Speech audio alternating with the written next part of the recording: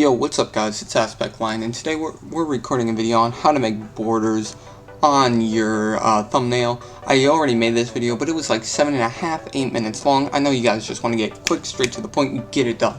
So let's just get it done right away. First of all, the reason I'm making this video is because, as I will say in future videos, something just dropped out. Oh, I think it was, whatever. So, we're just going to keep going.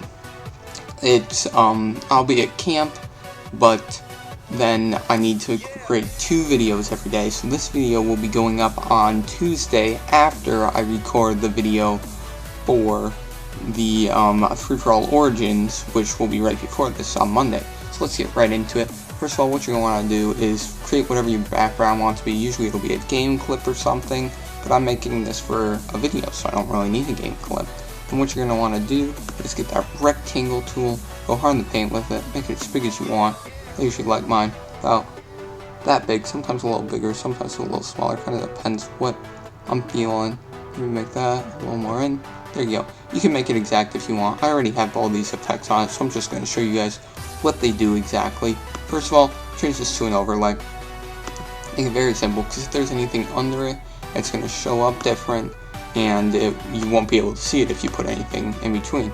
So let's just go right away to the stroke. So the stroke is going to be the line. It's literally the line. If I turn everything off, you don't see a line. So what you're going to want to do is turn on stroke, and that will pretty much make a pattern on it, and you're going to want it on the outside. You can make it on the very end line, and that will make it on the inside. And you can make this darker if you want it to look darker like that, but it's really the other stuff that affects it too. You can make it on the outside, the inside, whatever you want. It really just depends on how you want it to look. I sometimes put mine on the very edge, then just make it on the inside, but it affects some of the glows, so I don't always do that. Or you can put it in the center, whatever you want. So next thing we're going to do the inner shadow, because that's going to add you a little shadow effect to it. You can also do drop shadow, but that doesn't affect it the way I like. It doesn't affect it on the inside at all, actually. This would actually be if you start on the on a different space on your rectangles. So we're just going to keep it like that, but that's going to make that kind of look. You can change the opacity for how dark you want it to be. The distance will say how far it goes out. Choke, how big how much it's focused, and the size, how big it is. We're just going to leave ours like that. Maybe just distance a little. There we go. That looks clean. So what we're going to want to do next, you can do an outer glow, same thing, and be on the outside. I do an inner glow, just because it looks cool. And so we're going to do the opacity. I don't know if you guys can really see it right now with the noise. It's going to turn up how sharp it is.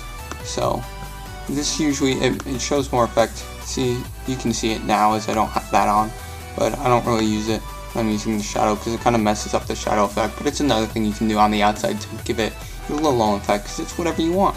Then you also can do this, which is the satin, and this will pretty much just change what you can see on the inside. It'll change the darkness of it. It kind of gives it, I don't know if you guys can see, but if I turn both of these off, it gives it a more just plain texture, whereas if I turn both of these on, they work off each other to make a very cool image on the inside.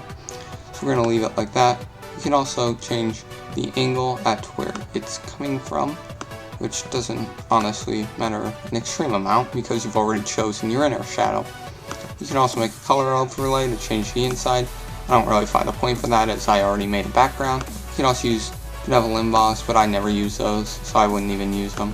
Pattern makes a pattern on the inside. You can make the pattern bigger or smaller as you choose, but again, I don't use that one either.